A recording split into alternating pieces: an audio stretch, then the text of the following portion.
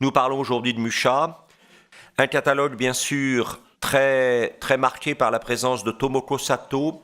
Tomoko Sato est une japonaise qui est généralement considérée aujourd'hui comme la spécialiste mondiale de Mucha. C'est elle que le musée du Luxembourg a réussi à décrocher, si je puis dire, comme commissaire de l'exposition. Et je dirais tout à l'heure tout le bien que je pense de cette exposition, comme toujours au Luxembourg dans un espace réduit. Mais je pense qu'on a su admirablement utiliser cet espace réduit, même si en ce moment, avec l'encombrement, ça n'est pas facile. Et surtout, Tomoko Sato a pris bien soin d'ouvrir au maximum le regard sur la diversité créatrice de Mucha, ce qui me paraît très important. J'y reviens. 3 numéros, comme toujours, hors série, des revues qui, traditionnellement, en France, s'intéressent évidemment à la vie artistique. Beaux-Arts, l'objet d'art et connaissance des arts. Et puis j'ai demandé à Chan de mettre quelque chose que j'ai découvert en préparant l'exposition il y a déjà quelques mois. C'est une exposition qui se tient à la maison Bergès, le musée de la Houille Blanche, près de Grenoble, et qui a l'avantage d'aborder là aussi un autre aspect de Mucha auquel on ne pense pas toujours, qui sont les relations de Mucha avec l'industrie. On en reparlera tout à l'heure. Alors nous allons commencer par évoquer quelque chose qui est, je m'excuse, enfin je demande à ceux d'entre vous qui étaient à l'avant-dernière conférence de la RAC du lundi après-midi sur Prague, de bien vouloir m'excuser parce que je vais réutiliser le début de la conférence en le développant, qui sera consacré bien sûr à ce que j'appelle le paradoxe Mucha. Prague est la seule ville aujourd'hui au monde à avoir un musée spécialement consacré à Alphonse Mucha. C'est bien le moins que Prague pouvait faire d'ouvrir ce musée au public le 13 février 1998, puisqu'à l'âge de 18 ans, s'étant inscrit à l'Académie des Beaux-Arts, Alphonse Mucha s'est entendu dire par un professeur dont le nom a été oublié par l'histoire « Vous n'avez pas de talent et vous perdez votre temps à vouloir dessiner. Choisissez une autre profession où vous serez plus utile. » C'était pour le moins peu encourageant. Et Mucha a donc quitté assez rapidement Prague pour s'en aller vers Vienne et l'Autriche-Hongrie, où il a bénéficié d'une protection assez longue d'un aristocrate austro-hongrois sur lequel je ne peux pas m'attarder maintenant, ce serait trop long. Et Prague a donc récupéré un palais baroque qu'on appelle le palais conique et l'a consacré effectivement à la présentation assez remarquable, il faut dire là aussi à Prague, de l'œuvre de Mucha. Mucha donc naît en 1860, il quitte Prague en 1868 après la remarque charmante qui lui avait été faite sur la qualité de son dessin, et il n'y reviendra qu'en 1910 pour y mourir en 1939, ce qui veut dire qu'il a passé 32 ans de sa vie hors de Prague. Et quand il y revient, donc en 1910, il y revient pour peindre, pour exécuter un projet absolument fou qu'il a depuis quelques années et qui a été largement encouragé par l'un de ses mécènes dont nous reparlerons tout à l'heure. Il y revient donc pour peindre les 20 tableaux de l'épopée slave. Et ce travail va lui prendre 14 ans, de 1912 à 1926. Avant même le retour de Prague, puisqu'il y revient en 1910, avant même le retour de Prague, il est revenu vers des motifs, si je puis dire, tchèques, bohémiens. Hein. La conférence de ce soir, Roland Barthes disait toujours qu'il y avait une différence pour lui entre d'un côté ce qu'il appelait les livres et de l'autre les albums. Les livres se lisaient sérieusement, les albums se feuilletaient. Alors ce soir, ça sera plutôt un album. Hein. Et là, vous avez effectivement, entre le retour de Paris et la mise en route du projet de l'épopée slave, vous avez cette princesse Hyacinthe, format traditionnel d'affiche, ou on dirait aujourd'hui de poster chez Mucha, mais retour d'évidence à un vêtement, enfin, disons des habitudes qui, au sens le plus noble du terme, ce n'est pas toujours dans ce sens-là qu'on emploie le mot, qui fait retour à des habitudes folkloriques, c'est-à-dire quelque chose qui a à voir avec le peuple, quelque chose qui a à voir avec le populaire. Et la princesse Hyacinthe, que vous voyez ici, dont le titre est d'ailleurs écrit en tchèque, la princesse Hyacinthe est le témoignage de ce passage entre un cosmopolitisme parisien et aussi largement américain. Il ne faut jamais oublier que Mucha a passé beaucoup de temps aux États-Unis. Et puis, le réenracinement. Hein. J'emploie le terme réenracinement, évidemment, en contexte culturel, avec à l'arrière-plan l'idée de Barrès, bien sûr. Hein. Alors, en fait, il ne va pas travailler sur l'épopée slave à Prague. C'est déjà un premier problème. Il va travailler pour cette épopée slave dans un château pas très loin de Prague, dont nous reparlerons tout à l'heure. Mais là, vous avez une idée quand même de l'ampleur du travail. Ce ne sont pas les dernières fleurs de Manet, si vous voyez ce que je veux dire. Vous savez qu'à la fin de sa vie, Manet peignait simplement, étant extrêmement fatigué et malade, peignait simplement des petits vases de fleurs absolument magnifiques. C'est probablement parmi les plus belles choses que Manet ait faites. Mais là, c'est énorme, c'est gigantesque comme entreprise. Et donc, j'ai parlé d'un mécène américain. Ce mécène américain s'appelle Charles Crane. C'était un slavophile. Il y avait effectivement un peu partout dans le monde, souvent à cause d'origines familiales parfois très lointaines, des gens qui étaient des slavophiles, comme il y avait eu effectivement au siècle précédent, pensez à Byron, des philhellènes, hein, des gens qui soutenaient les Grecs contre, effectivement.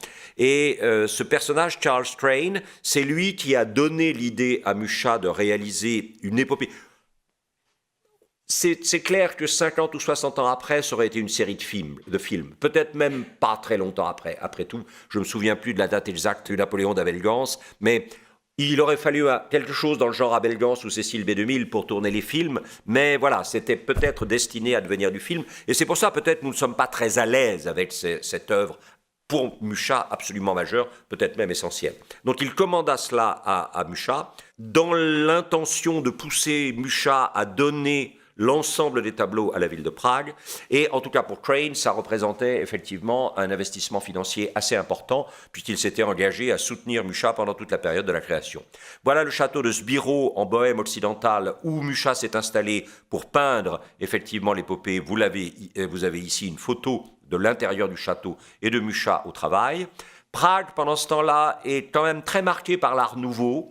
Je ne sais pas si vous connaissez bien Prague, mais il y a un bâtiment magnifique à Prague qui s'appelle la Maison municipale, qui a été construit à peu près autour des années 10, hein, et qui est encore un bâtiment à nouveau avec quelques petits éléments de géométrisation art déco qu'on commence à voir apparaître dans la salle de restaurant.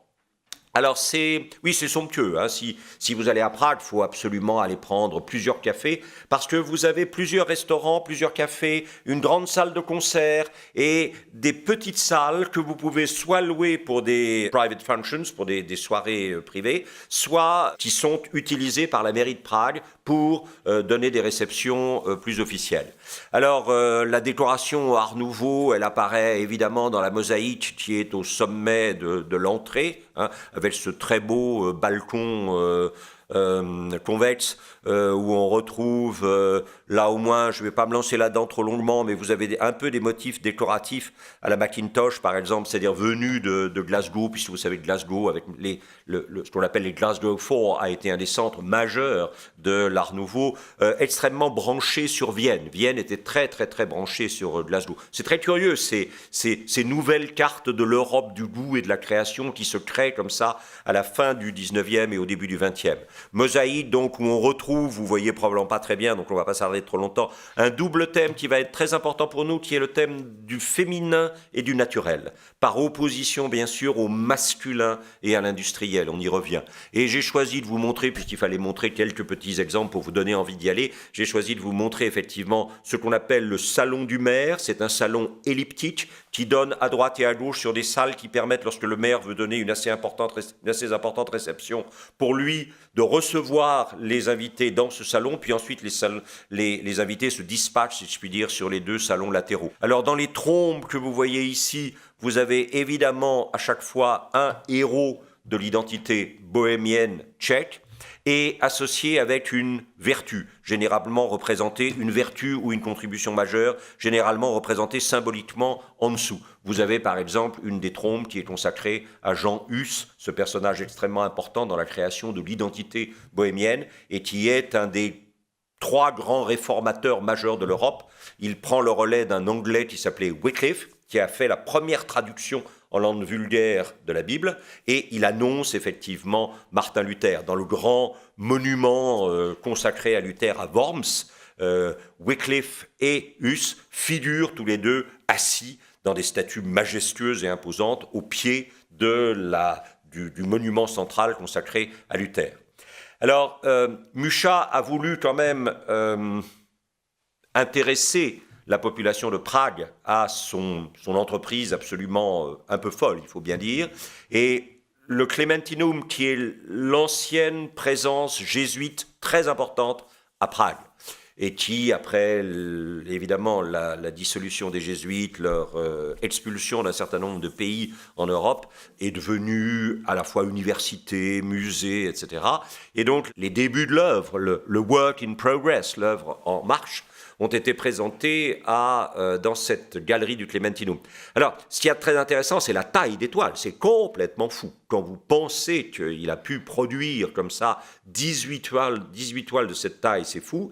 Et ce qui est tout aussi dramatique, c'est qu'il n'y a personne.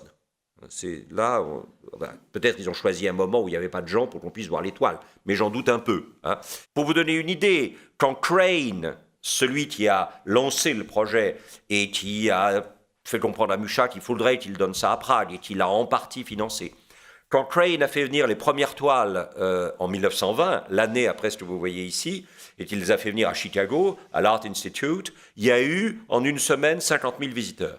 C'est-à-dire qu'il s'est répandu dans les communautés d'origine bohémienne ou tchèque installées aux États-Unis l'idée qu'on avait là quelque chose qui célébrait évidemment l'identité nationale et tous les migrants sont venus pour voir effectivement ça qui leur parlait, qui leur montrait l'endroit d'où ils venaient, soit eux-mêmes directement, soit les générations précédentes bien sûr. Alors c'est un mélange, qu'on le veuille ou non, hein, c'est un peu à la serpe, mais c'est un mélange, vous le voyez en bas, derrière.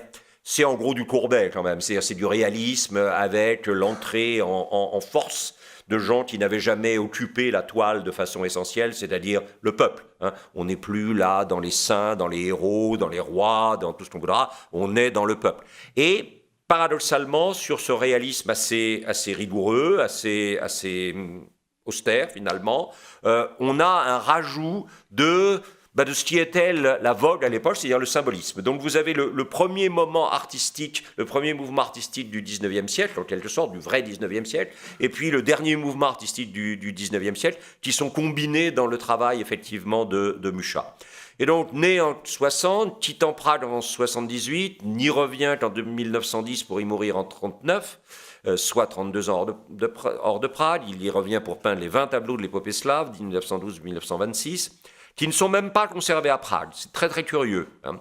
Ces tableaux, vous voyez, ils ont l'avantage, celui-ci représente le tsar Siméon de Bulgarie, je vous en supplie, ne me demandez pas qui est le tsar Siméon de Bulgarie, je sais bien capable de vous le dire, mais ce qui m'intéresse, c'est que vous avez là aussi esthétiquement une définition un tout petit peu de la difficulté d'être slave, c'est-à-dire vous avez toute une partie de vous qui, à l'ouest, est, disons, européenne, et toute une partie de vous, à l'est, qui est ottomane, arabisante, orientaliste. C'est très curieux, vous avez dans cette toile des détails qui ressortent évidemment au monde orthodoxe et au monde européen, et puis des détails que vous trouver chez un orientaliste français, quel qu'il soit, ou orientaliste américain, il y a eu des orientalistes américains aussi. Voilà, vous avez ce mélange d'éléments de représentation qui montre comment le peuple slave, et c'est peut-être sa difficulté d'être, se trouve au point de jonction entre deux grandes traditions culturelles, pas forcément très réconciliées l'une avec l'autre. Hein. Et alors du coup, ces toiles, qui ne sont même pas exposées à Prague, sont exposées au château de Moravský Krumlov, du moins y étaient, ils sont peut-être encore en partie, c'est très compliqué. Le voilà, ce château, qui est à 200 km à l'est de Prague, mais qui se trouve pas très loin du village natal de Mucha Ivančiće, et donc c'est une des raisons pour lesquelles on les a mis là. Alors, tout recommence en 2012, c'est-à-dire qu'en 2012, on rapporte l'épopée slave à Prague. Vous voyez, ça n'attire guère plus de monde quand même. Hein. Il y a une sorte de malédiction. Alors là aussi, je ne peux pas vous garantir que c'est comme ça tous les jours, à toute heure du jour et de la nuit. Il y a peut-être des moments où il y a plein de monde, mais vous voyez, quand on prend une photo, alors c'est vrai qu'aussi probablement on veut montrer la dimension extraordinaire de ce qui apparaît comme d'énormes triptyques. Et donc c'est mieux s'il y a 2-3 petits personnages comme ça tout petits au milieu de la masse. Mais quand même. Hein. Alors, Mucha vous dit, c'est ça qui est émouvant, le but de mon œuvre n'était pas destiné à démolir, mais à construire, à lancer des ponts, car l'espoir que l'humanité se rapproche et se comprenne doit nous animer. Je serais heureux d'y avoir contribué au moins chez nous, dans notre famille slave. Et alors c'est ça qui est étonnant, vous avez cette espèce de tension paradoxale constante entre le national, quasiment l'identitaire, et puis l'universel. Hein, ça c'est aussi un des paradoxes de l'œuvre de Mucha. Parce que entre nous, alors il faut dire une chose qui est vraiment au crédit du musée du Luxembourg et au crédit de la commissaire de l'exposition japonaise dont j'ai parlé tout à l'heure. Si vous êtes allé à l'exposition, vous le savez, si vous n'êtes pas allé, vous allez le découvrir. Alors évidemment, le problème du Luxembourg, c'est l'exiguïté des lieux. Hein, ça, c'est clair, c'est quand même pas un énorme endroit. Mais ils ont... Alors, on a toujours l'impression d'avancer dans un endroit un tout petit peu tassé. S'il y a du monde, c'est un peu... Bon. Mais là, vous avez au centre du grand espace central du musée du Luxembourg, vous avez un énorme écran où vous avez en vidéo, en continu, une projection des différents éléments de l'épopée slave avec quelques éléments de dates, de faits, etc. Et vous vous dites, bon, est-ce que ça m'intéresse vraiment ? Et alors, si vous êtes un peu vieux et bête comme moi, au bout d'un moment, vous vous dites, j'ai un petit problème parce que je ne vois pas, mais c'est probablement le reflet de mon exiguïté mentale bien connue, hein, j'ai du mal à rentrer là-dedans. Et par ailleurs, c'est complètement démesuré. Et donc, vous êtes saisi par l'ampleur du geste, tout en vous disant, d'une certaine façon, so what ? Enfin, à quoi bon, hein, à quoi ? Mais visiblement, c'est pour lui très important. Et vous voyez, on est encore là en 2012 et on ne peut pas dire quand même qu'il est full, hein, à chaque fois que... alors, en 2012, donc, elle a été transportée du fameux château Morave pour Prague, pour l'exposition. Et là, Prague a dit non, c'est pas possible, elle repart pas. D'abord parce qu'elle n'est pas en très bon état, qu'il faut quand même faire des restaurations. Alors au château Morave, ça devait être quand même la seule raison pour laquelle ils avaient des visiteurs de temps en temps. Et donc ils ont été absolument furieux, ils ont fait une pétition, ils ont fait un référendum local, vous voyez, c'était à la mode finalement partout. Et ils ont décidé qu'ils voulaient conserver l'épopée slave. Mais en fait, on en a renvoyé une partie, repris une partie, c'est très compliqué. Je crois qu'en dehors des spécialistes de Mucha et des conservateurs, personne ne sait exactement où sont les toiles et dans quelle proportion. Hein.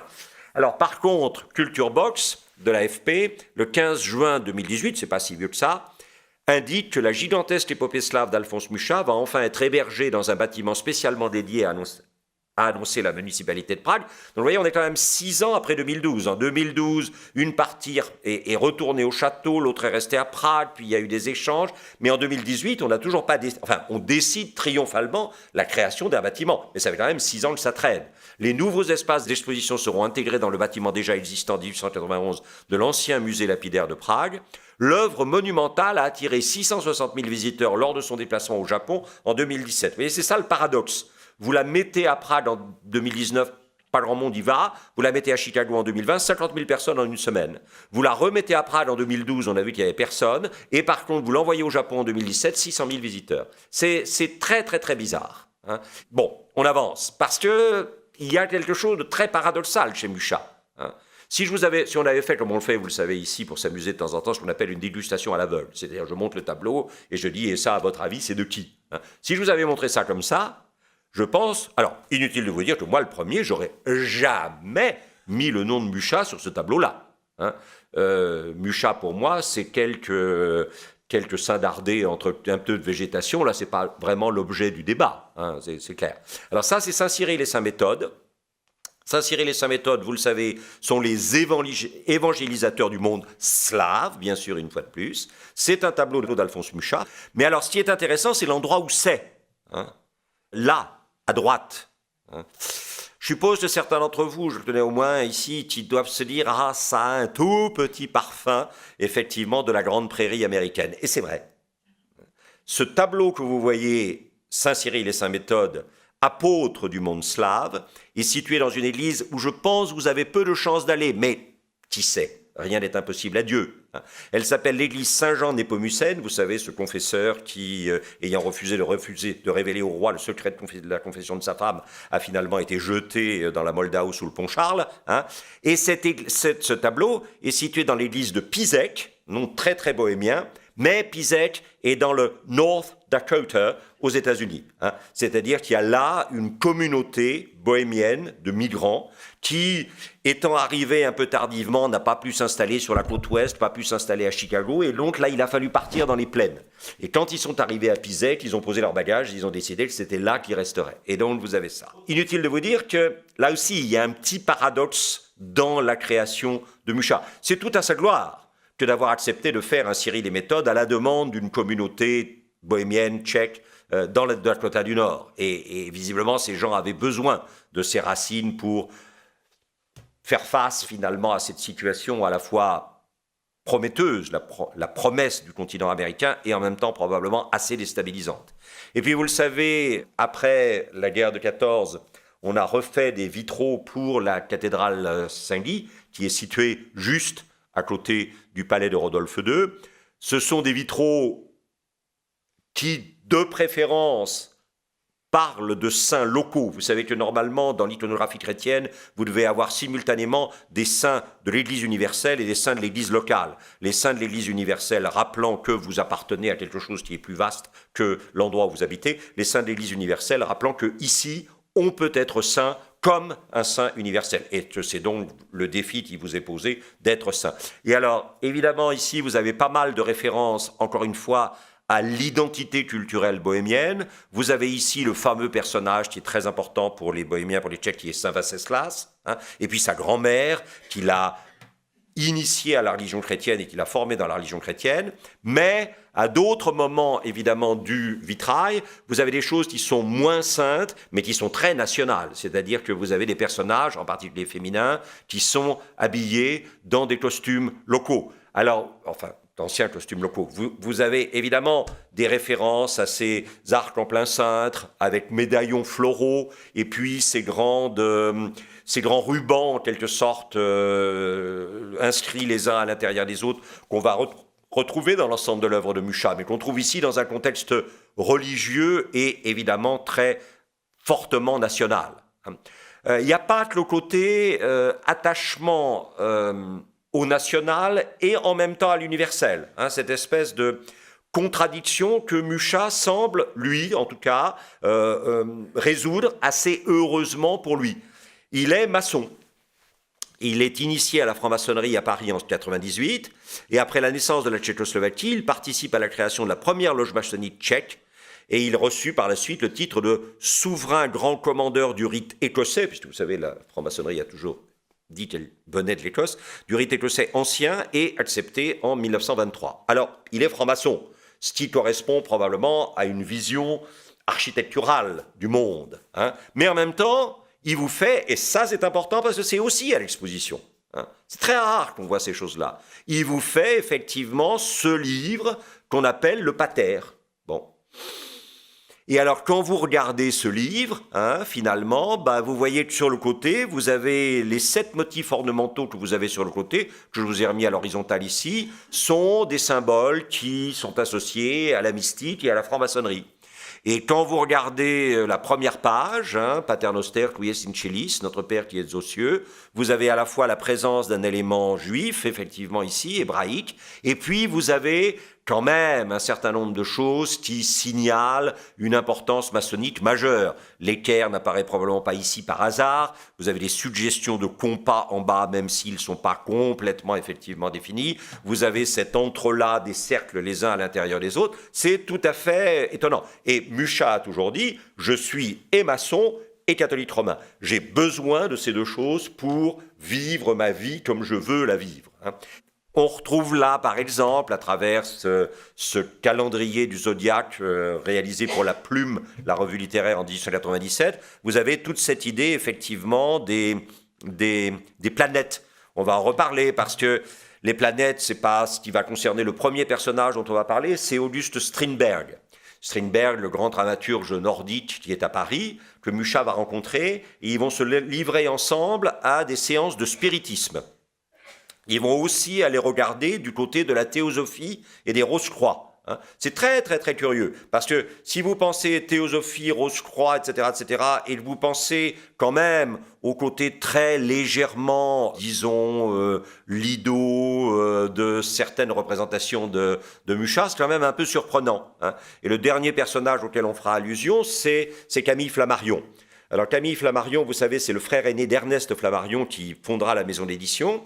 Camille Flammarion, c'est très curieux parce que là aussi, il s'est passé à Prague au XVIe siècle, fin XVIe, début XVIIe, sous l'autorité de Rodolphe II, quelque chose de très important. C'est-à-dire, en gros, c'était déjà amorcé par la révolution copernicienne, c'était déjà amorcé par Giordano Bruno, mais vous avez vraiment la séparation entre l'astrologue et l'astronome. C'est-à-dire qu'en gros, on finit par accepter que le mouvement des planètes n'a rien à voir avec la vie des individus sur la Terre, ni la vie des sociétés sur la Terre. Et que donc l'astrologie est finalement une vaste foirade, et que seule l'astronomie fait partie finalement de la science réelle. Et alors, Camille Flammarion, c'est quelqu'un qui va revenir sur ça, en disant, mais pas du tout, que si on veut être un bon astronome, il ne faut pas non plus négliger l'héritage de l'astrologie, etc., etc. Voilà. Et il va faire ce livre qui s'appelle Dieu dans la nature, bien sûr, qui sera édité par son frère, Ernest Flammarion, bien sûr. C'est un très grand astronome, hein, très très grand astronome, et en même temps, et lui, encore une fois, assiste, rue du Val-de-Grâce, dans l'atelier de Mucha, il assiste aux séances de spiritisme avec Strindberg. C'est du beau monde, hein, quand même, ce ne sont pas des personnalité complètement nulle. Hein. Ce qui m'a amené à dire que pour ces gens-là, ce que nous percevons comme réel n'est pas la seule composante de la réalité. Il y a des composantes difficiles à dire, hein. Il y a des composantes irréelles, non accessibles simplement par les sens, etc. Qui, voilà. Alors c'est quand même effectivement c'est quand même la grande tension de la fin du XIXe siècle, hein, entre un héritage positiviste à la Comte, à gauche ici, et puis le renouveau d'un spiritualisme avec Bergson que vous voyez à droite. Hein, là, c'est quand même... Et Mucha habite au milieu de cette tension. Et il y est probablement... Je ne suis pas sûr qu'il y soit très sensible au sens des personnalités que je nomme là, mais... Il s'identifie complètement à ce qui se passe dans la vie intellectuelle à Paris à ce moment-là. Il y a un tout petit côté Rimbaud. Hein, voilà, le poète se fait voyant, hein, par un long, immense et déraisonné dérèglement de tous les sens. Alors, il n'y a pas un long, immense et déraisonné dérèglement de tous les sens, mais il y a un côté assez roublard chez Mucha, que j'aime bien d'ailleurs, hein, un côté qui consiste à toujours aller...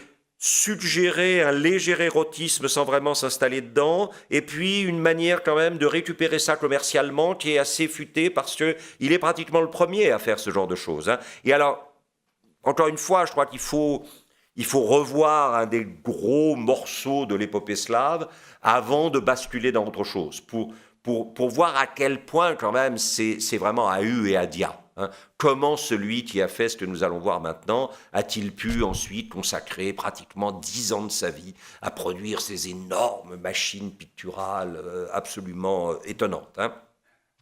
Et je crois qu'effectivement on peut dire, hein, que ce qui était probablement pour Mucha l'aspect le plus essentiel de son œuvre est aujourd'hui le moins regardé. Hein, c'est-à-dire que les gens...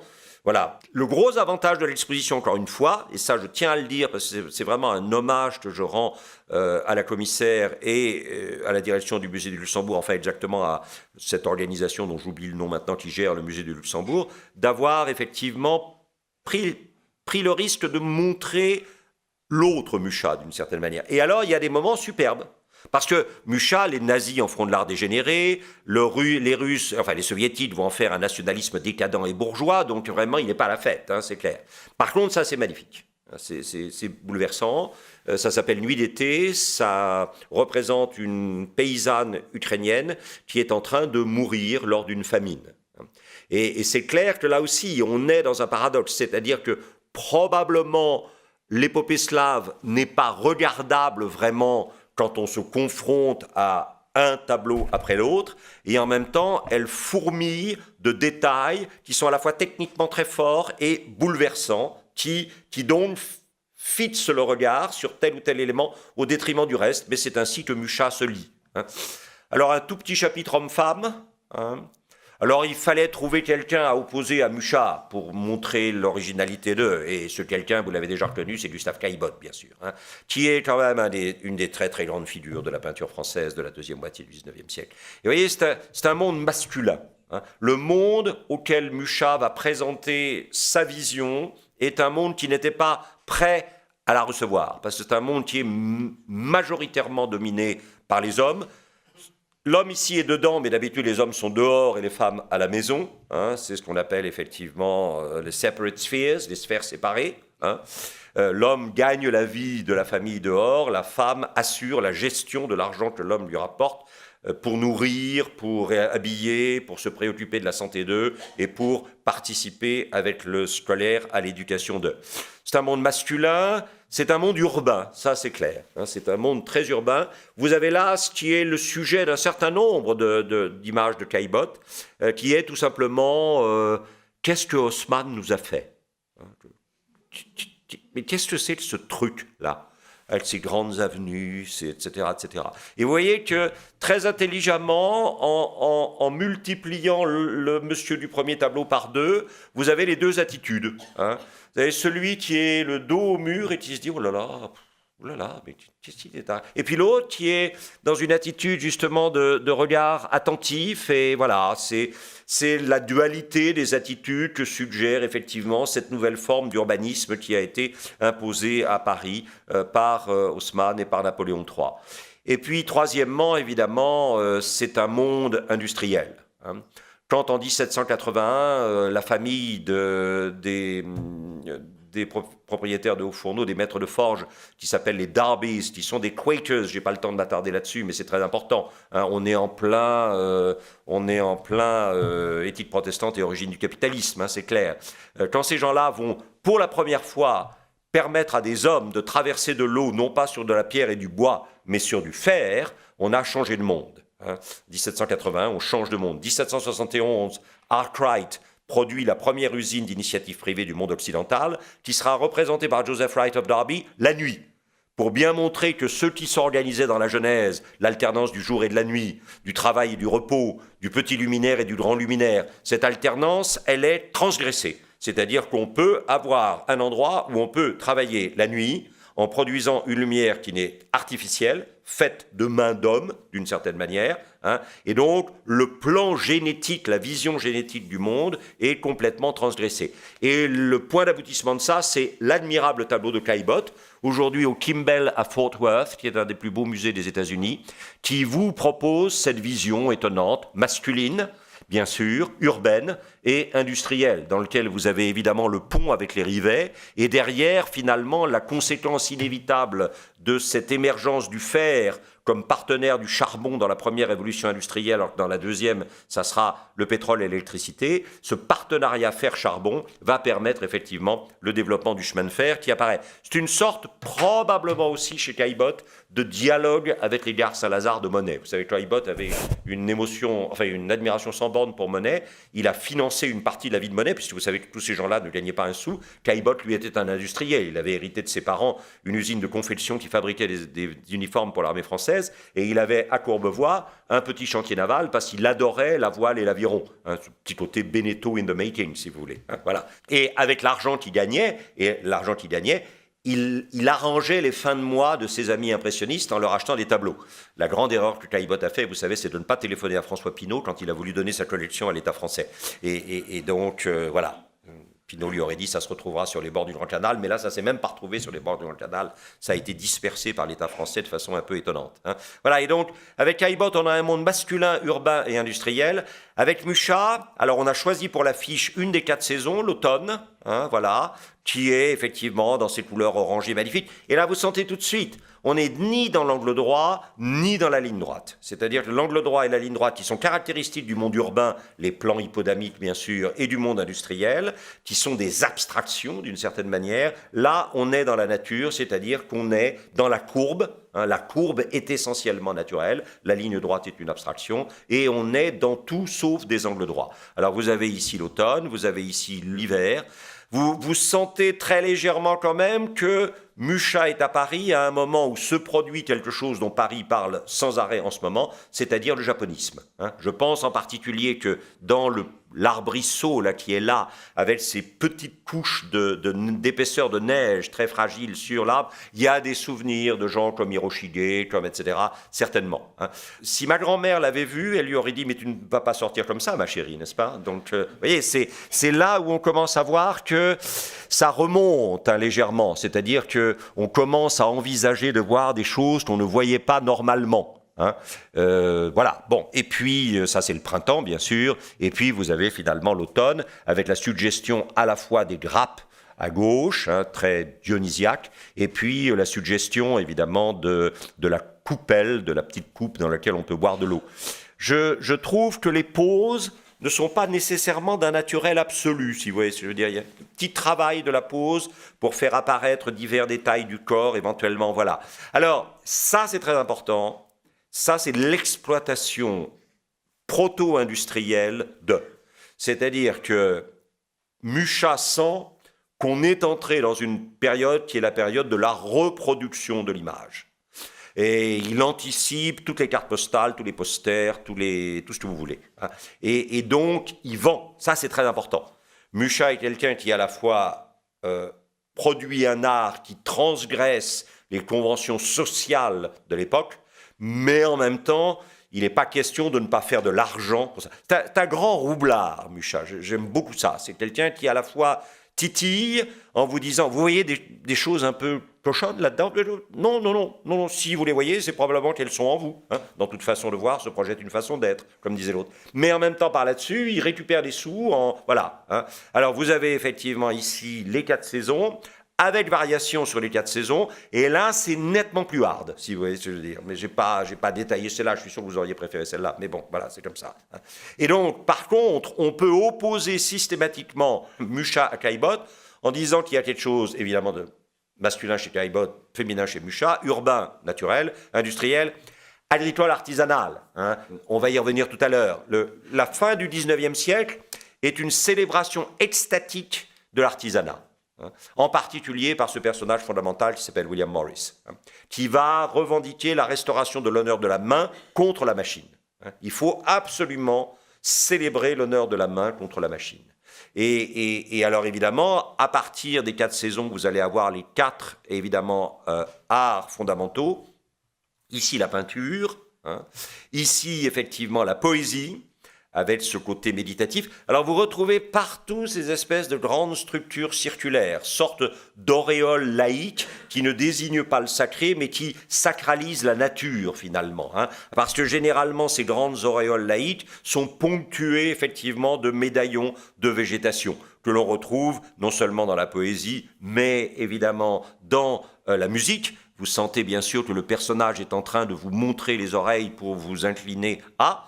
Et puis finalement, alors, ce qui servait de couverture tout à l'heure au livre sur Mucha et cette famille d'industriels sur laquelle on va revenir, les Bergès. Écoutez, moi je trouve d'abord qu'il y a... On est quand même dans cette question des grands cheveux sur le point de devenir des serpents. Méduse n'est pas loin, la Gorgone n'est pas loin, c'est clair.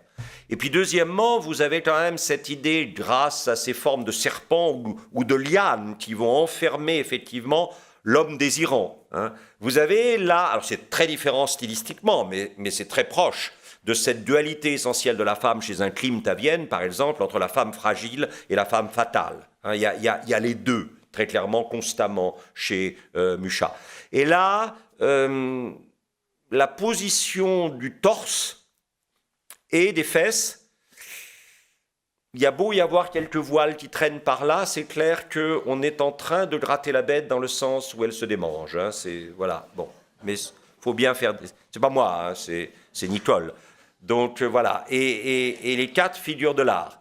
Alors, faut pas croire que Mucha est avec des gens importants.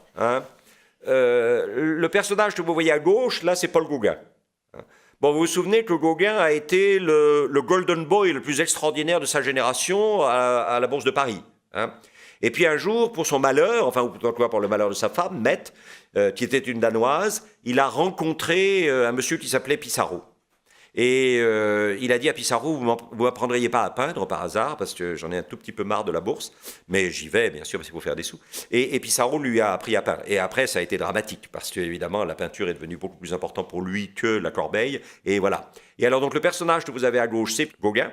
Le personnage légèrement étalé vers l'arrière, vous le reconnaissez, c'est Mucha. À droite, un de leurs amis communs, aussi bohémien tchèque, Ludek Marold. Et puis, vous avez la fameuse Anna la Javanaise, vous savez, cette sorte de maîtresse exotique que Gauguin avait rapportée de ses premières expéditions vers la Martinique, puis vers Tahiti, avant de s'en aller de manière ultime vers... Et alors, il a commis l'erreur de l'emmener à Pont-Aven.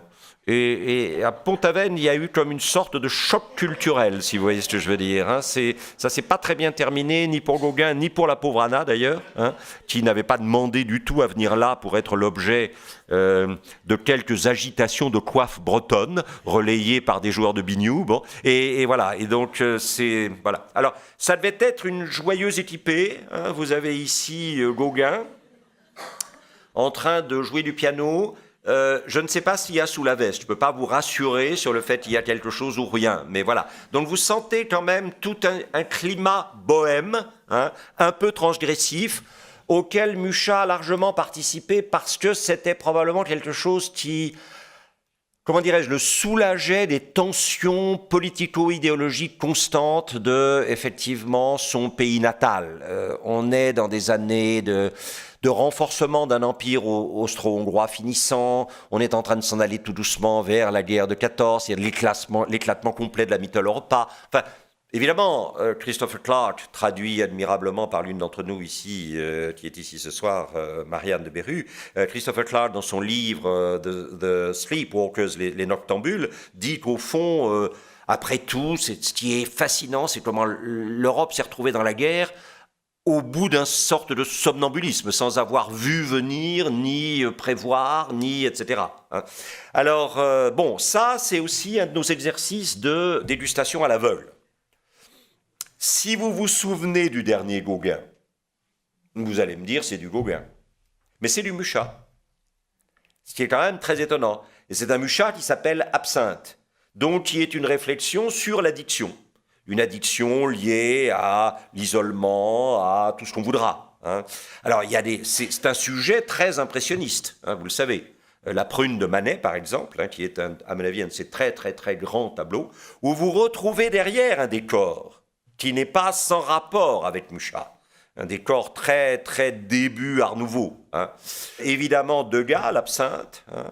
Et puis, ce tableau que j'aime infiniment, où, comme dans le bar des Folies Bergères de Manet, les gens que vous voyez derrière ne sont pas des gens réels, ce sont des gens en miroir, qui renforcent le sentiment d'aliénation, puisque cette femme qui est seule, et dont évidemment l'addiction est suggérée par le verre de vin, cette femme qui est seule, sa solitude est renforcée par le fait qu'elle n'est pas proche de gens réels, elle est proche de gens qui, eux, sont loin, mais se reflètent dans le miroir. C'est Ramon Casas, un des deux très grands impressionnistes catalans, ne commettons pas d'erreur tragique, un des deux très grands impressionnistes catalans, avec Santiago Rossignol, qui ont fait constamment la navette dans les 2 dernières décennies du 19e siècle entre Barcelone et Paris. Et ils ont beaucoup été regardés par un jeune garçon à l'époque à Barcelone qui était le fils d'un professeur de dessin relativement peu brillant. Il s'appelait Pablo Ruiz, mais il a choisi le nom de sa mère, vous le savez, pour signer ses tableaux, c'est-à-dire Picasso. Au Quatre Gats, qui est un endroit fondamental pour la carrière de Picasso, mais on n'est pas là pour faire la carrière de Picasso. Au Quatre Gats, Casas et Rossignol passaient régulièrement, et on sait que Picasso a beaucoup regardé leurs œuvres. C'est d'ailleurs par eux, je le dis brièvement parce que c'est important et qu'on en reparlera beaucoup l'année prochaine, c'est probablement par Casas et Rossignol que, effectivement, Picasso a commencé à penser Toulouse-Lautrec. Parce que ces gens-là avaient vu Toulouse-Lautrec, et ces gens-là parlaient de Toulouse-Lautrec. Et si la première manière de Picasso est une sorte d'hommage à Toulouse-Lautrec, s'il y a une sorte de racine Toulouse-Lautrec de la carrière de Picasso, c'est grâce à eux. Alors ça, c'est l'exposition universelle de 1900, c'est le pavillon de la Bosnie-Herzégovine dans une aquarelle de Mucha. Et si vous regardez les vêtements des personnages qui sont devant le pavillon, vous allez retomber sur cette espèce de problématique identité slave, c'est-à-dire un côté européen et un côté, qu'on le veuille ou non, arabisant, ottomanisant, tout ce qu'on voudra. Voilà. L'Autriche, c'est beaucoup plus sérieux. C'est aussi une affiche qu'il fait pour le pavillon de l'Autriche, pour la présence autrichienne à l'exposition universelle de 1900. Et vous voyez, il ne dédaigne pas de faire des choses très simples, comme par exemple le menu du restaurant du pavillon bosniaque, avec cette très jolie jeune fille qui fait la couverture du menu. Alors, ce pavillon, vous pouvez en trouver des traces encore aujourd'hui au Petit Palais, même si ces traces ne sont pas toujours exposées. Hein. Mais ce sont des traces extrêmement intéressantes. Par exemple, ça. Oui, effectivement, je comprends que vous fassiez oui, tout à fait, voilà, tout à fait. Alors, c'est ça aussi une des grandes choses de l'exposition, c'est qu'il y a dans l'exposition un endroit, effectivement, qui fait allusion au poème consacré aux amours lesbiennes par Baudelaire, et c'est clair qu'ici, on est quand même obligé, surtout quand on a l'esprit mal tourné comme moi, d'envisager peut-être quelque chose comme ça, qui est une prise de risque par Mucha qui l'assumera rarement, mais qu'il suggère assez souvent. Hein. Ces deux femmes, en particulier celle de droite, voilà. Alors, évidemment, on vous rassure hein, en vous faisant du follement chlorique. Hein. Même si, là aussi, regardez bien le regard en coin de la fille, hein, c'est pas sûr qu'on soit dans une innocence absolue là non plus. Hein. Et là, on n'est vraiment pas dans une innocence du tout. Hein. C'est le baiser de la fée. Mais bon.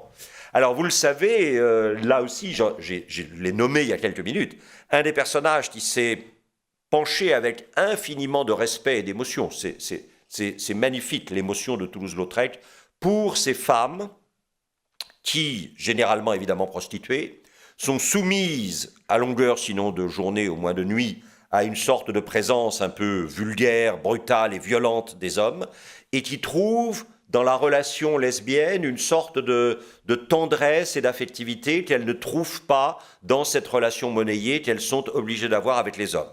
Et vous le savez, Toulouse-Lautrec réalisera probablement, on pense, plus, mais à l'heure actuelle, on connaît 3 tableaux où, avec, moi je trouve, beaucoup d'émotion et paradoxalement de pudeur, hein, Toulouse-Lautrec évoque cette relation auquel, d'une certaine manière, sur laquelle les femmes sont obligées de se replier compte tenu de la, encore une fois, parfois de la vulgarité, de la brutalité de la relation charnelle qui leur est imposée dans la prostitution.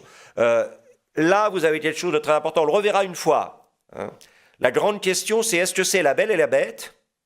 C'est-à-dire d'un côté la bête, de l'autre la belle, ou est-ce qu'en fait la belle c'est toujours la bête et la bête c'est toujours la belle? C'est la grande question, ça c'est admirablement fait. On dit parfois qu'il n'y a pas d'intelligence chez Mucha, que tout est dans une sensualité un peu à fleur de peau, un peu fragile, un peu... Mais là, je trouve que c'est très bien fait. Hein. Vous avez cette idée. Alors, bien sûr, la première tentation, c'est la belle l'emporte sur la bête et apaise la bête, pas. Mais moi, je ne suis pas tout à fait sûr. Hein. Je me demande s'il n'y a pas une suggestion ici de quelque chose qui serait les deux. Alors, malheureusement, j'ai eu beau chercher pendant un certain temps, parce que je cherche quand je prépare, hein, je n'ai malheureusement pas retrouvé les 2 détails que vous avez en bas. Mais ce sont les 2 détails qui sont importants. Hein. C'est-à-dire que si vous regardez le personnage là, vous allez vous apercevoir ici que vous avez très pré-raphaélite, des personnages aux cheveux très longs, qui vont se transformer inévitablement en lacets, en choses qui vont pouvoir vous permettre d'étrangler la victime dont vous avez été la victime précédemment. Il y a un tout petit côté de suggestion de Judith et Holoferne, etc. Hein. Et là, si vous regardez, le même personnage qui là vous paraît absolument adorable, charmant, angélique, mais enfin quand même bon, là c'est une sorcière sur son balai. Hein. Et donc, il y a une grande intelligence chez Mucha, contrairement à ce que moi j'ai pensé pendant longtemps. Il y a une grande intelligence de l'image, mais il vous oblige à être, 1, attentif, et 2, à travailler en pratiquant des déplacements de lecture, des contradictions de lecture. Même chose ici. Hein. Vous avez cette femme, bon voilà, au premier plan, et puis vous avez cette sorte de sirène un peu maléfiquement infantile, hein, sorte de femme enfant qui n'aura de cesse que de détruire l'homme plutôt paternel qu'elle a réussi à séduire. Et on voit de plus en plus quand même un érotisme assez ouvert, enfin assez net, dans une société qui par ailleurs, je vous le rappelle, fonctionnait comme ça. Hein. Faut toujours imaginer Mucha au milieu des crinolines. Hein. Enfin, les crinolines tiraient progressivement à leur fin, mais enfin, il y en avait encore. Hein. Et donc, le vêtement Mucha, qui est un vêtement extrêmement réduit, hein, je veux dire, vous ne faites pas de folie, même au sol. Enfin, bon, voilà. Le vêtement Mucha s'oppose directement à ça. Et Mucha, inévitablement, c'est quelqu'un qu'on trouve entre d'un côté ça, et puis de l'autre, ce qu'on appelle la flapper, la garçonne. Hein. Alors peut-être une des grandes originalités de Mucha, c'est d'avoir compris que la photographie et l'affiche permettaient une autre habitation d'un autre marché que le marché de l'art. C'est vrai, je l'ai dit ici de nombreuses fois, vous allez trouver que c'est vraiment la scie qu'on se répète, etc. Mais vous vous souvenez, ce qui caractérise vraiment la fin du XVIIIe et le début du XIXe, c'est la mort du mécénat, c'est-à-dire que, enfin, la mort de la commande. Hein. Vous n'avez pratiquement plus de dynastie monarchique, l'Église est en train quand même de s'effondrer, l'aristocratie est sur le repli, et donc vous n'avez plus de commande pratiquement. C'est le moment où le statut de l'art dans la société va complètement basculer. C'est-à-dire que d'un seul coup, les gens ne feront plus parce qu'on leur a commandé, les gens feront afin de vendre. Et ils auront besoin à ce moment-là de relais plus ou moins suspects qu'on appelle effectivement les marchands. Et alors là, vous avez... à côté, effectivement, de l'émergence du marchand, on a parlé ici de Durand-Ruel, de tous ces gens absolument fondamentaux. On reparlera de Kahnweiler dans la prochaine exposition, dans la prochaine conférence sur le cubisme, parce que le cubisme n'aurait probablement pas existé comme il a existé sans la présence de ce marchand venu d'Allemagne très important qui s'appelait Daniel-Henri Kahnweiler. Mais voilà. Et alors, à la fois, il faut vendre des toiles, et en même temps, Mucha est probablement un des premiers à s'être souvenu du fait que quand vous étiez chez Rubens, par exemple, hein, vous aviez, je vais oublier son nom maintenant, mais peu importe, c'est pas Wilden, c'est lui qui faisait les paysages, c'est l'autre. Hein, le problème, c'est que le tableau était commandé. Si vous passiez dans l'atelier pendant qu'on était en train de faire le tableau, puisque là, vous savez, on faisait le tableau coram populo, hein, le maître faisait un certain nombre de choses, les spécialistes de tel ou tel élément dans le tableau faisaient leur spécialité. Et si vous passiez dans l'atelier et que vous disiez « Ah, c'est bien, ça me plaît, je l'achèterais bien », ah ben on vous disait « On va vous en faire une copie d'atelier ». C'est-à-dire que les petites mains de l'atelier faisaient la copie et le prix dépendait du temps que le maître y passait. Généralement, pas beaucoup de temps. Mais vous pouviez aussi tout simplement acheter une gravure. C'est Peter Soutman, dans l'atelier de Rubens, qui faisait les gravures. Ce qu'on appelle les produits dérivés, hein, tout simplement. Et ça permettait de continuer à faire de l'argent sur un moment d'imagination qui avait fait cristalliser une manière de représenter un sujet classique, comme une annonciation ou quoi que ce soit. Et d'une certaine façon, Mucha a compris que grâce au progrès technique de la photographie, de l'affiche, de toutes ces choses-là, on allait pouvoir vendre autrement, rentabiliser autrement que simplement par le marché. Donc l'affiche, oui, Luchon. Hein, Luchon qui permet à la fois de parler d'un exotisme extra-urbain. Hein. Vous voyez bien que le personnage, c'est pas un gardien, c'est pas un picador, mais c'est mi-chemin, mi-gardien, mi-picador. Hein. La composition est très intéressante parce que la composition du cheval qui s'en va vers le fond du tableau en oblique, ça suggère la dynamique d'un mouvement qui va vous permettre de quitter la ville, ma sœur, mon amour, songe à la douceur d'aller là-bas, etc. Hein. Donc vous avez cette espèce de mouvement qui vous emmène hors d'eux et qui vous conduit vers quoi? Qui vous conduit par les chemins de fer, ça c'est très important. Hein. On a changé de monde. On peut s'en aller dans le sud de la France par les chemins de fer. On n'a pas besoin d'être simplement un aristocrate avec un carrosse, des chevaux, des laquais, etc., etc. On peut s'en aller par. Et on s'en va où? On s'en va au balnéaire. Le balnéaire, c'est le point d'aboutissement de la grande préoccupation hygiéniste du 19e siècle. Il faut faire la chasse aux microbes et aux maladies. Hein. Pourquoi les stations de métro sont couvertes de carreaux de céramique? Parce que les carreaux de céramique, ça se lave à grande eau. Pourquoi le Steinhof, la fameuse église offerte par François-Joseph à Sissi pour son anniversaire et construite par Otto Wagner, pourquoi la chapelle est pleine de carreaux de céramique? Parce que c'était un asile de fous. Il se passait parfois des choses pas très propres pendant les cérémonies religieuses. Et donc après, il fallait laver à grande eau, tout simplement. Hein. Et c'est ça. Vous avez ce triple désir d'échapper à la ville, d'y échapper plus facilement par le chemin de fer et de s'en aller vers l'hygiénisme et le balnéaire. Qu'est-ce que suggère Monaco, Monte-Carlo ici? Probablement, évidemment, les fleurs, hein, la fête des fleurs, des choses comme ça. Derrière, vous avez ce grand pan de bleu, hein, à la fois ciel et mer, bien sûr. Vous avez la préoccupation, là aussi, de la nourriture. Hein.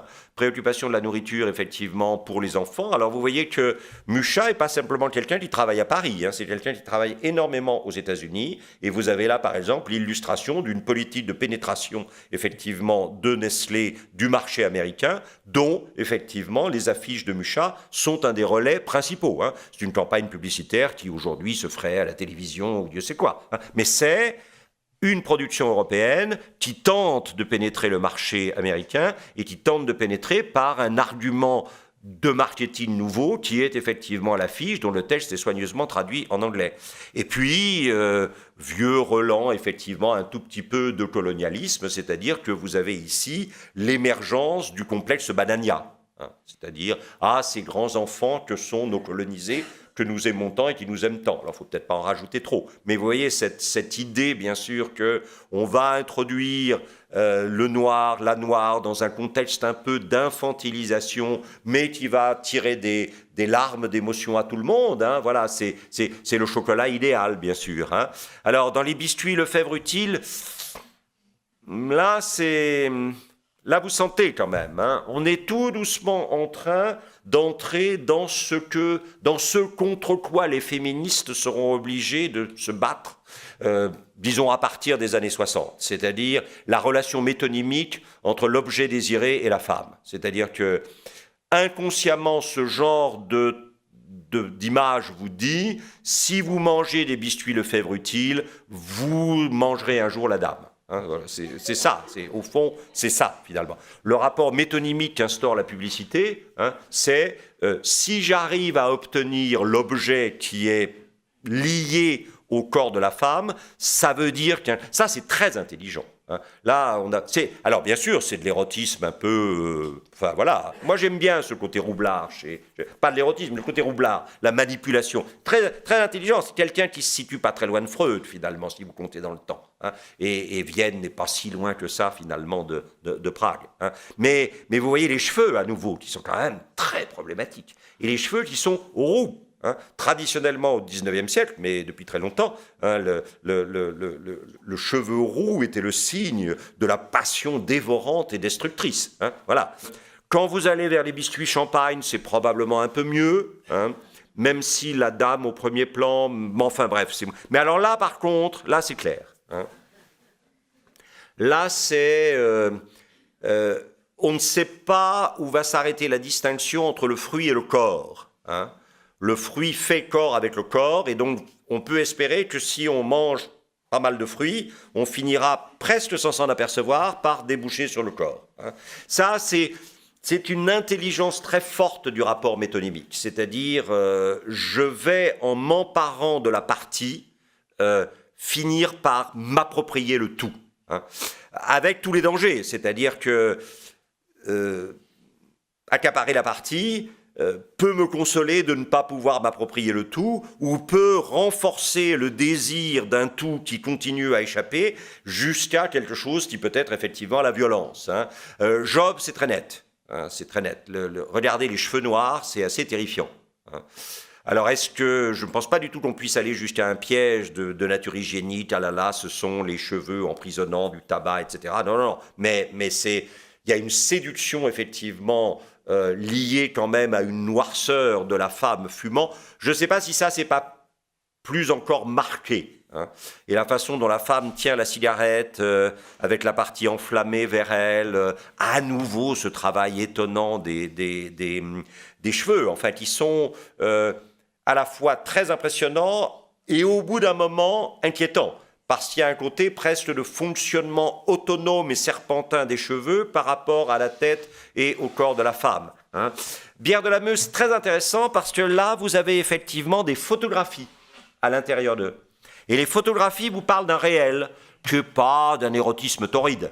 Hein. Et puis tout d'un coup, on vous dit, par la médiation de la bière, vous allez pouvoir déboucher dans un monde de rêve. Alors il y a un petit côté paradis artificiel baudelairien du pauvre, si vous voyez ce que je veux dire, hein, mais c'est quand même très très très intelligent. Si vous passez au luxe, parce que il semblerait quand même que, là aussi, Mucha ait un sens de la distinction de classe, de la hiérarchie de classe, qui soit quand même très fort. Hein. Ici, vous avez d'évidence Heidsieck, c'est quand même autre chose que la bière, je sais pas quoi, qu'on a vu à l'instant. Hein. Et on sent, si vous voulez, que les personnages sont habillés dans un espèce de hors-temps, hein, qui suggère une sorte de rapport à l'histoire, ou Dieu sait quoi.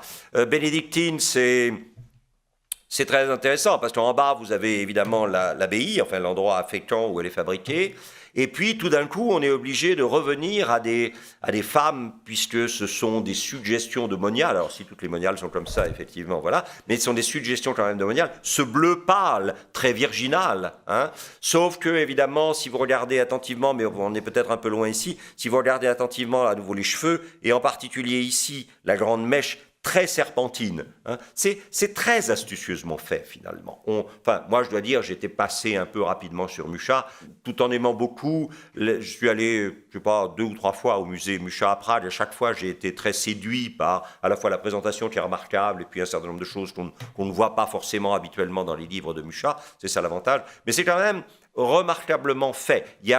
Alors vous voyez, là on est chez Moët et Chandon, Crément impérial, il y a un petit côté danse du ventre arrêté, hein, qui est assez réussi, et à droite, de façon un peu étonnante, c'est le même Mucha illustrant le Salammbô de Flaubert. Pas sûr que j'aurais pensé a priori à Mucha pour illustrer le Salammbô de Flaubert, mais finalement ça marche pas mal, et on voit ici qu'il y a une sorte d'érotisme de l'exotisme ou d'exotisme de l'érotisme qui fonctionne quand même tout à fait remarquablement, y compris dans cet autre Moët et Chandon ici. Et on retrouve ce qu'on avait dit tout à l'heure, vous voyez, c'est cette manière d'assembler la femme et le fauve, qui n'est peut-être pas la suggestion d'une tension contradictoire, mais au contraire d'une identité jusque-là dissimulée et qui devient tout d'un coup dangereuse. J'adore Alors là aussi, c'est la modernité, qu'est-ce que vous voulez, c'est le vélo. Hein. Il y a pas simplement... Alors, Mucha n'est pas un être de la voiture, il faudra attendre un peu plus tard pour la voiture et pour la publicité, le rassemblement, là aussi, dans le thème femme-objet, métonymique. Mais là, vous avez du vélo. Et je dois dire, alors je ne sais pas trop à quoi ça correspond ça. Est-ce que c'est un élément de référence maçonnique ou tout simplement l'indication du travail industriel nécessaire pour produire les vélos? Mais ce que je trouve absolument admirable, c'est effectivement le guidon décolleté ou le décolleté guidon. Hein, qui est quand même un tout petit peu embêtant. Parce que si vous savez où est le guidon, et que vous puissiez pédaler, vous allez pouvoir avancer, si vous voyez ce que je veux dire. Et donc, indirectement, alors c'est moi qui ai l'esprit mal tourné, bien sûr, vous le savez, hein, mais je pense que ça n'est jamais totalement explicite. Mucha est quelqu'un de très prudent, je vous le dis, c'est quelqu'un de très roublard. Mais en même temps, quand il vous présente une femme pour une publicité de vélo dont le décolleté est comme ça, moi je m'inquiète. Hein.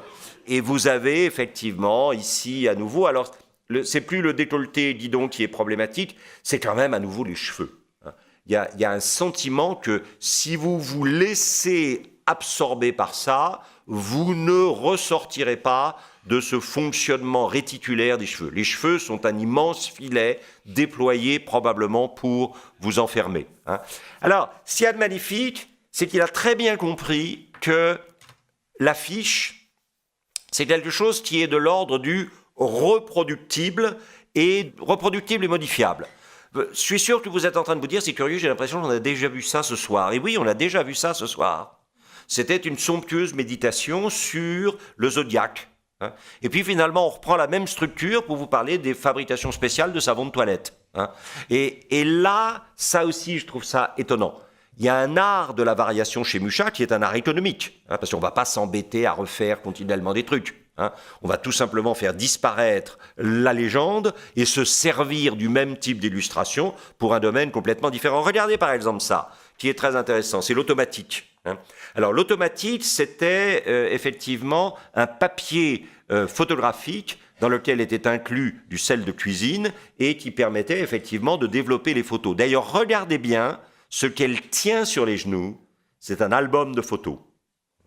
Et là, Mucha est en train de parler de ce qui menace tout cet univers de l'image pré-photographique. Il dit attention, elle est en train de tourner les pages et un jour, ce sont les pages sur lesquelles nous sommes, nous, les non-photographes, qui seront tournées et il n'y aura plus grand-chose à faire. Mais c'est, regardez, hein, voilà, Monsieur Champenois, qui est un grand imprimeur parisien, auquel Mucha est très attaché, il va utiliser effectivement le même décor et la même personne avec son album de photos pour, voilà. Et puis, ça j'adore. C'est-à-dire que vous n'avez pas encore choisi votre affiche, mais là vous pouvez. L'espace du nom qui était tout à l'heure effectivement l'automatique et qui a ensuite été Champenois, l'espace du nom est encore libre pour que vous puissiez mettre le vôtre si vous voulez. Vous voyez, on entre dans des processus de fabrication et de commercialisation qui sont de plus en plus proto-industriels. Et cette automatique, ce papier effectivement photographique, il avait été mis au point par un monsieur qui s'appelait Aristide Bergès, dont je vous ai parlé tout à l'heure. Alors ça, c'est très intéressant. Aristide Bergès, né en 1833, il meurt en 1904, probablement à peine 4 ans après avoir rencontré Mucha à l'exposition universelle de 1900. Bergès était très très amateur d'art nouveau, c'est donc un industriel extrêmement important dans le développement de la houille blanche, et là à nouveau on touche la deuxième révolution industrielle, l'électricité et le pétrole, et ce personnage très important dans le développement de la houille blanche va rencontrer Mucha à l'exposition universelle. Il est passionné d'art nouveau, il voit des œuvres de Mucha, il aime ce que fait Mucha, il l'invite à venir décorer sa maison près de Grenoble, là où sont situés. Et alors regardez, c'est très étonnant. À l'arrière du tableau de Bergès, vous avez les entreprises, vous avez les mécanismes, vous avez les... Voilà. Hein, et tout ça accompagné de la figure allégorique de la houille blanche, hein, qui est la somptueuse dame très art nouveau que vous avez au-dessus de lui. Et vous voyez que Bergès, le maître de l'industrie, hein, il a des fleurs ici, il a la houille blanche, mais regardez, vous l'avez vu tout à l'heure dans le détail, hein, c'est extraordinaire. Vous avez les usines qui, à nouveau, dans le brouillard et le nocturne, sont des sources de lumière qui manifestent l'existence d'un anti-monde. Le monde naturel, c'est la nuit, c'est le brouillard, c'est donc l'invisibilité. Le monde artificiel de l'usine, c'est ce qui arrive à vaincre la nature en imposant une luminosité, une visibilité que la nature elle-même, normalement, empêchait. Et si vous allez, évidemment, à ce musée de la houille blanche qui est l'ancienne maison Bergès, on vous emmènera voir les conduites forcées, hein, par lesquelles, effectivement, on transformait l'eau descendue des montagnes, l'eau de la fonte des neiges en électricité, et vous verrez, effectivement, la dynamo créée par Bergès qui permettait de produire un courant électrique continu. Pendant ce temps-là, Mucha décore à sa demande la maison de Bergès. Hein. Panneau décoratif que Mucha a réalisé en 1903, 1 an avant la mort de Bergès, probablement 3 ans après l'avoir rencontré. Il est régulièrement reçu dans la maison des Bergès et ils échangent une correspondance. Je n'ai pas pu multiplier les exemples d'images qui ont été faites par Mucha pour les Bergès, mais vous les avez sur le livre dont je vous ai parlé tout à l'heure et qui est vendu par Chan à la sortie. Femme à l'emblème, femme à la colombe, toujours une décoration. Alors, il ne faut pas quand même non plus réduire Mucha à quelqu'un qui est simplement intéressé, génialement intéressé, roublardement intéressé par le matériel et l'argent. Il est quelqu'un qui va passer beaucoup de temps au service de ce que j'appellerais l'esprit. Il réalise par exemple, effectivement, la couverture ici en 1898 du très grand magazine littéraire La Plume. Il intervient régulièrement dans un magazine qui s'appelle Cocorico et qui a été créé par un personnage qui est un ancien militaire qui s'appelle Paul Boutini, créé en 1898. Et regardez, peut-être certains d'entre vous, vous lisez encore cette revue qui existe donc maintenant depuis pratiquement 120-130 ans, qui s'appelle Art et Décoration, qui est une très belle revue justement consacrée aux arts décoratifs, qui sont en train d'être complètement réévalués à l'époque. Vous savez que la fin du 19e siècle, c'est le moment où, sous l'influence de William Morris en Angleterre, qui a une aura européenne totale, vous ne pouvez pas être un Gallet à Nancy, vous ne pouvez pas être un Gaudi à Barcelone, vous ne pouvez pas être un Guimard à Paris, sans être un disciple de William Morris. William Morris, c'est fondamental. C'est celui, encore une fois, qui va restaurer l'honneur de la main contre la machine, l'honneur des communautés artisanales contre les usines déshumanisées. Ça, c'est complètement évident. Et le grand travail de William Morris, c'est de dire, les arts majeurs, c'est très bien, mais les arts décoratifs, c'est tout aussi important parce que nous avons besoin d'eux pour un réenchantement du quotidien. On va y revenir dans un instant. C'est ce grand thème, vous savez, effectivement, de désenchantement, réenchantement du monde à la fin du 19e siècle. Alors, Mucha va aussi réaliser des affiches pour quelque chose de très important, qui est le Salon des 100. Le Salon des 100 se rassemble plusieurs fois dans l'année, parfois 2, parfois 3 fois, et il expose uniquement des formes d'art mineurs, des dessins, des pastels et des affiches. C'est la première fois qu'on va... Alors, non seulement vous avez un affichiste qui fait l'affiche du salon, mais vous pouvez acheter des affiches, effectivement, d'autres activités que le salon, ou des affiches de salons précédents, etc. Regardez, par exemple, effectivement, ce que fait ici Eugène Grasset, en avril 1894, toujours pour le Salon des 100. Vous avez ici, effectivement, ce que fait Georges de Feur, toujours pour, effectivement, le Salon des 100. Ça, c'est une des affiches qui est pour moi la plus émouvante, parce que elle date effectivement de décembre 1894. Elle est réalisée par un grand affichiste de l'époque qui s'appelait Casals. Le personnage que vous voyez au premier plan, vous l'avez probablement reconnu, c'est Paul Verlaine. Et derrière lui, vous avez quelqu'un que mon grand-père lisait à longueur de temps et qui, je crois, est un peu oublié, qui s'appelle Jean Moréas. Et la présentation de Verlaine et de Moréas, ici, pour le Salon des 100, la 6e exposition, voilà, ça peut être des choses très humoristiques, comme Hermann Paul, ici. Ça peut être des choses très muchaesque d'une certaine manière, c'est Émile Causé, et puis vous avez Mucha à nouveau, pour juin 97, Lovis Reed, ou Reed, peu importe, et Toulouse-Lautrec, qu'on retrouve ici, bien sûr, qui participe lui-même au Salon des 100, ou effectivement Armand Rassenfoss, qui fait ce très beau, et peut-être la plus belle, qui marque assez bien le passage inexorable, discret, avec interpénétration des deux époques, mais ça c'est beaucoup plus art déco qu'art nouveau déjà. Et ça effectivement c'est Paul Berton, et ça montre qu'on est en train de changer de monde. Alors vous le savez, comme tous les gens de cette époque, Mucha a été tenté par ce qu'on appelle en allemand la Gesamtkunstwerk, c'est-à-dire l'œuvre d'art totale. C'est-à-dire créer une maison, créer un lieu qui soit totalement harmonieux. C'est-à-dire, qu'est-ce qui se passe ? Le monde s'est enlaidi, le monde est désenchanté, à cause évidemment du double phénomène d'urbanisation et d'industrialisation. La fumée, la grisaille, la noirceur, la rigidité orthogonale des rues en plan hippodamite, etc.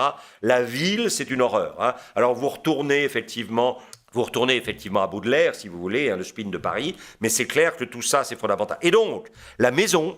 Et ça, c'est très incarné par un mouvement en Angleterre qu'on appelle The House Beautiful.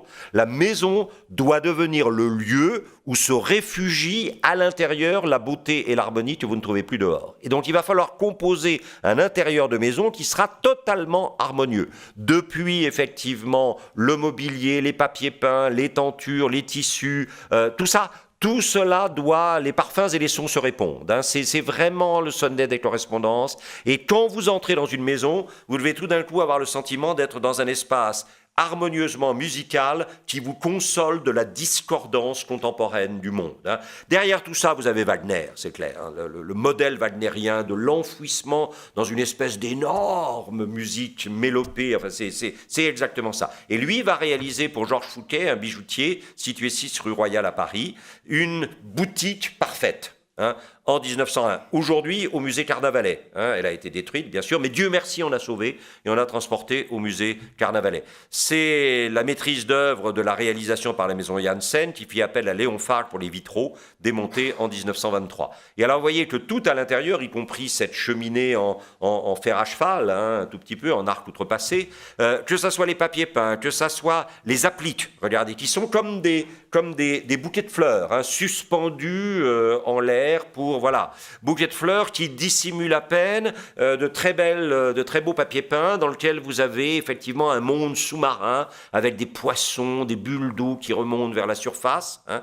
Toujours des présences féminines liées à la musique et à la danse, c'est-à-dire à l'harmonie. Hein. Présence sculptée, non pas par Mucha lui-même, mais par, comme d'ailleurs partout à l'époque, le maître effectivement d'œuvre, c'est celui qui réalise, mais le concepteur, c'est la personne importante, c'est celle qui va construire le système d'écho, de mise en écho, de rappel, etc. Les vitraux ont déserté les églises, puisque le sacré n'est plus dehors, le sacré est dedans, dans la maison. Il faut que le sacré de la maison soit préservé par les vitraux qui vous empêchent de voir la laideur dehors, mais qui vous font penser, au contraire, à des univers naturels magnifiques, comme vous le voyez ici. Et puis, la figure du Pan, bien sûr. Le Pan est l'animal de la société décadente de la fin du 19e siècle. Quand vous allez encore aujourd'hui dans la maison de Frederick Leighton à Londres, le dernier grand peintre victorien décadent, la première chose que vous voyez, c'est un Pan. Hein. Oscar Wilde était obsédé par le Pan. Hein. Et vous avez ici, bien sûr, dans la boutique, des pans qui sont soit à queue déployée sur fond effectivement d'éclairage qui permet à la lumière de passer à travers les yeux de la queue du pan qui deviennent des trous, soit suspendus. Et vous le savez, probablement un des plus beaux créateurs de pans à l'époque sera ce magnifique dessinateur et graveur anglais mort à, je sais pas, 25-26 ans si mes souvenirs sont bons, Aubrey Beardsley, qui est un personnage très proche de Wilde et qui illustrera somptueusement la Salomé de Wilde. Alors ce qu'il faut voir, c'est que tout cet aspect du décoratif, tout cet aspect du réenchantement du monde par la création d'objets qui soient à la fois utiles et beaux et qui puissent de manière harmonieuse et totalitaire habiter complètement la maison où vit une famille ou un personnage. Mucha va se lancer là-dedans à travers les documents décoratifs. Alors les documents décoratifs, ce sont des planches qui vont, témoigner de l'exceptionnelle qualité du travail de dessinateur de Mucha, deux, être des suggestions pour des installations dans des maisons. Vous avez la préface, et alors regardez, c'est totalement un phénomène d'époque, puisque en même temps, 1903-1932, c'est-à-dire environ une dizaine, 6-7 ans après Mucha, vous avez à Vienne le lancement autour de Joseph Hoffmann et de Koloman Moser des Wiener Werkstätte, qui vont faire exactement la même chose. Sauf que Mucha est totalement côté Art Nouveau, naturel féminin. Les Wiener Werkstätte ont déjà une géométrie un peu rigoureuse qui annonce l'Art déco. Et voilà, ça, ce sont les planches que vous trouvez dans les documents décoratifs. Première chose, c'est fabuleux, hein, la qualité du dessin de Mucha, qui est étonnante. Avec ce merveilleux moment où Mucha va utiliser ses pages, ses feuilles de dessin, un tout petit peu comme un pêle-mêle de photos. Il va juxtaposer les présences les unes à côté des autres de façon très émouvante. Enfants, bien sûr, jeunes femmes en train de devenir effectivement femmes, avec des éléments dont l'érotisme n'est pas absent. Hein. Et puis, les femmes, c'est d'une certaine façon comme les fleurs. Il y a une qualité de dessin, de captation de détails, de beauté naturelle étonnant, mais c'est aussi le mobilier. Si vous voulez avoir un univers dans lequel vous allez pouvoir être consolé de la discordance du monde, installez cet univers de manière à créer un lieu d'harmonie. Et donc, il vous dessine des choses. Alors, vous voyez que chez les Wiener Werkstätte dont j'ai parlé, Hoffmann surtout, vous avez cette rigueur géométrique qu'il n'y a pas effectivement dans. Mais c'est la suite. Hein. Des luminaires, inévitablement. Vous ne pouvez pas avoir un luminaire qui ne soit pas en harmonie avec le mobilier. Et voilà, luminaire. Inévitablement, quand vous allez recevoir des amis à dîner, il va falloir qu'ils soient servis dans des assiettes, dans des plats, dans des verres, qui là aussi fassent écho avec le reste de la décoration, soit objet, soit papier peint, soit tenture, etc. Et c'est évidemment... Alors vous sentez, là aussi, vous allez voir la différence. Ici, vous ne pouvez pas effectivement échapper à, d'une certaine manière, le coup de fouet. Hein, c'est-à-dire, on sent effectivement la lanière du fouet qui est en train de dessiner des formes complexes sur. Alors que si vous allez à Vienne, dans les Wiener Werkstätte, c'est au contraire la rigueur géométrique qui va apparaître de façon très très forte. Hein. On a à la fois tous les outils qui vont servir au repas, hein, et regardez là aussi la géométrie magnifique chez les Viennois, mais il faut aussi de la cristallerie. Si vous avez des verres qui sont des verres qui ne fonctionnent pas en système d'écho, et ça c'est fondamental, et ça fait travailler de façon extraordinaire une sorte d'artisanat qui est un peu industrialisé, mais qui en même temps reste quand même. Alors évidemment, si vous recevez des amis au milieu de ce genre de mobilier, avec ce genre effectivement de cristallerie et de vaisselle, vous devez porter des bijoux qui soient à la hauteur des circonstances. Et là, Mucha vous fait effectivement des projets de bijoux. Alors, vous allez voir là aussi, là on est chez les Wiener Werkstätte, vous sentez toujours ce côté retour à l'orthogonal, retour à un certain nombre de lignes droites, même si les lignes droites sont dissimulées par la rondeur des pierres, etc. Vous avez notre ami Lalique, bien sûr, parce qu'il ne faut pas croire que ça se passe uniquement, évidemment, en Allemagne, en Autriche ou en Italie, etc. Mais voilà. Et puis, vous avez donc un lien évident, je pense, on peut le dire, avec le mouvement Arts and Crafts anglais. Les Arts and Crafts sont des gens qui sont les disciples de Morris. Après la mort de Morris, ils vont effectivement s'installer dans les Cotswolds, tout près d'Oxford, au nord légèrement d'Oxford, où il y a un certain nombre encore aujourd'hui, de musées magnifiques du mouvement Arts and Crafts. Ça, c'est C.R. Ashby, qui était probablement le pape de ce mouvement Arts and Crafts. On revient à Mucha. On repasse au Wiener Werkstätte, on repasse effectivement à Ashby. Vous voyez, c'est très extraordinaire comme fonctionnement. Ce sont souvent des équipes, des communautés artisanales dont le fonctionnement est une sorte de mise en question indirecte, encore une fois, de l'aliénation du monde industriel de l'usine. On est toujours on a déjà été cité ici de nombreuses fois, et l'un d'entre vous dans la salle a entendu ça pendant des cours à longueur de temps. Effectivement, la différence entre ce que Tönnies appelle d'un côté la Gemeinschaft, la communauté organique qui produit les artisans, et puis de l'autre, la Gesellschaft, la communauté industrielle qui produit l'usine. C'est un livre fondamental publié par Tönnies vers 92 probablement, Gemeinschaft und Gesellschaft, et qui va devenir un des outils d'analyse finalement de toute la création néo-artisanale de la fin du 19e et du 20e, des dentelles, et puis alors des frises décoratives. Frises décoratives de scarabées, frises décoratives de poissons et de muguets. Tout ça, c'était en principe mis soit au-dessus de la plinthe, évidemment, du parquet, soit sous la moulure, effectivement, du plafond. Et tout ça était censé fonctionner toujours en écho avec les autres. Je suis persuadé que ces frises décoratives de Mucha, mais il n'y a pas que lui, ont probablement inspiré ce dessinateur assez étonnant qui s'appelle Martin C. Isha, autre frise effectivement décorative. Et puis alors, chose très importante pour Mucha, c'est la couleur.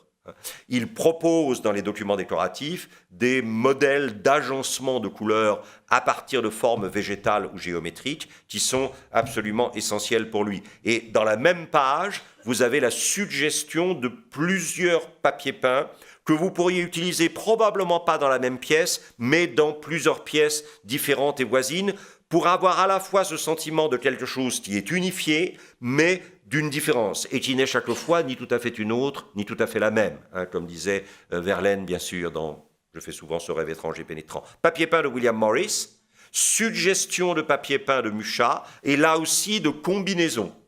Si vous avez plusieurs pièces, vous pouvez consacrer chaque pièce à l'un des motifs décoratifs qui est présenté là, et Mucha vous dit, quand les gens passeront d'une pièce à l'autre, ils auront à la fois l'intérêt aiguisé par la différence, et en même temps, ils seront d'une certaine façon réconfortés par le sentiment de quelque chose qui est quand même très en système d'écho, de reprise, d'annonce, etc.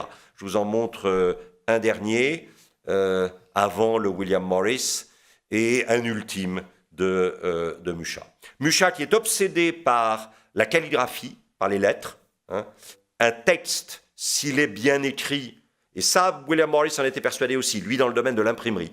Vous savez que Morris, à la fin, son dernier grand ouvrage, ça a été de créer une imprimerie, le Kelmscott Press. Et alors, il a eu cette chance absolument fabuleuse, parce que Morris, c'était comme ça, il a eu comme illustrateur de ses livres, qui sont des livres qui sont une sorte d'imprimerie se souvenant du manuscrit médiéval. C'est-à-dire non pas d'une imprimerie qui va contre le manuscrit médiéval, mais d'une imprimerie qui assumerait l'héritage du manuscrit médiéval, avec un enlumineur et illustrateur fabuleux qui est, peut-être certains d'entre vous sont allés voir la magnifique exposition de la Tate à Londres, qui s'appelle Edward Burne-Jones, le dernier grand pré-raphaélite qui survivra à Dante Gabriel Rossetti. Et ces gens-là, Burne-Jones, Morris, étaient persuadés qu'une civilisation s'honorait de la qualité des livres qu'elle produisait. Et vous vous souviendrez peut-être effectivement de cet entretien de Stéphane Mallarmé avec Jules Huret. Mallarmé raccompagne Jules Huret à la porte et il lui dit, vous savez, cette chose étonnante, « Vous voyez, me dit le maître, le monde est fait tout entier pour aboutir à un beau livre. » Afficher la femme, alors c'est clair que dans ce monde un peu tendu, un peu difficile, la femme artiste, la violoncelliste ici, en plus bohémienne, est un personnage fondamental pour Mucha qui va réaliser toute sa campagne publicitaire d'une tournée triomphale aux États-Unis. Vous avez ici une artiste américaine, Maud Adams, en train effectivement de jouer le rôle de Jeanne d'Arc.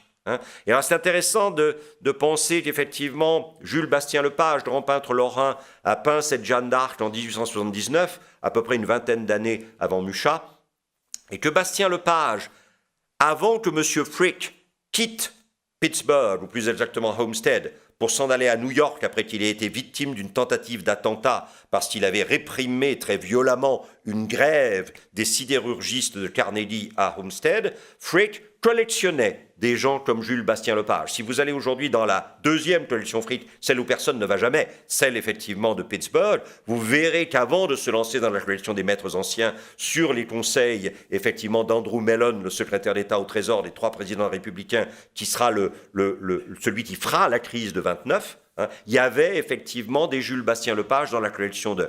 Le personnage fondamental, c'est Sarah Bernhardt. Il aura toujours une admiration sans borne pour Sarah Bernhardt, pour le génie théâtral de Sarah Bernhardt. Et puis, il sera très aidé par les Claude Maurice.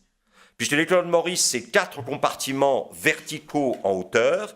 Et ça va déclencher, évidemment, chez Mucha, l'idée de faire ces grandes affiches dans lesquelles il représentera Sarah dans ses grands rôles. Ici, effectivement, Gismonda, ici la Tosca, et puis alors ces rôles qu'elle affectionnait particulièrement, qui étaient ces rôles androgynes, c'est-à-dire elle, femme, jouait un rôle d'homme, qu'il s'agisse, bien sûr, ici de Hamlet, bien sûr, qu'il s'agisse alors, ce qui est peut-être sa plus belle affiche, le rôle de Lorenzaccio d'Alfred de Musset, où vous voyez, elle prend la pose, qui est la pose de cette ligne qu'on appelle la OG line, et qui est la ligne qui sait réagir à la verticalisation et à l'orthogonalisation du monde par l'industrie et la ville. Et alors évidemment, si vous avez sur une colonne Maurice 4 affiches comme ça vous permet de réenchanter le monde.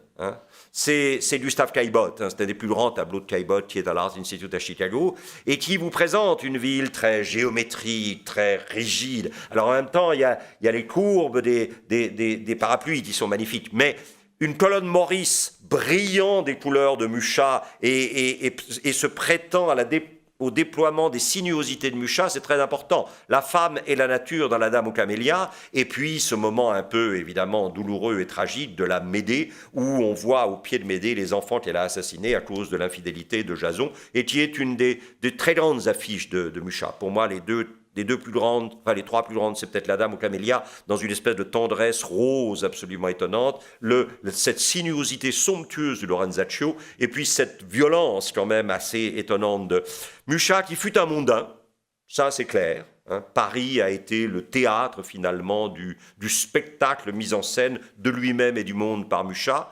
Mucha qui fut ce personnage un peu visionnaire et illuminé, ceci est dit avec infiniment de respect, et qui essayait de faire de la mystique et du national les points d'appui de sa vision du monde. Et puis alors une photographie de Mucha que j'adore, parce qu'elle le déconnecte complètement de son époque, et elle en fait un personnage d'une modernité étonnante. Si je ne vous avais pas dit que c'est Mucha, je me demande si vous auriez pensé que c'était lui. Et si je ne vous avais pas dit que c'est fait en 1896, moi personnellement, j'aurais pensé que c'était vers 59-60, et que, bon, c'est pas Yves Saint-Laurent, mais ça pourrait être Yves Saint-Laurent, surveillant effectivement d'une échelle l'organisation et le déploiement d'un défilé. Je vous remercie.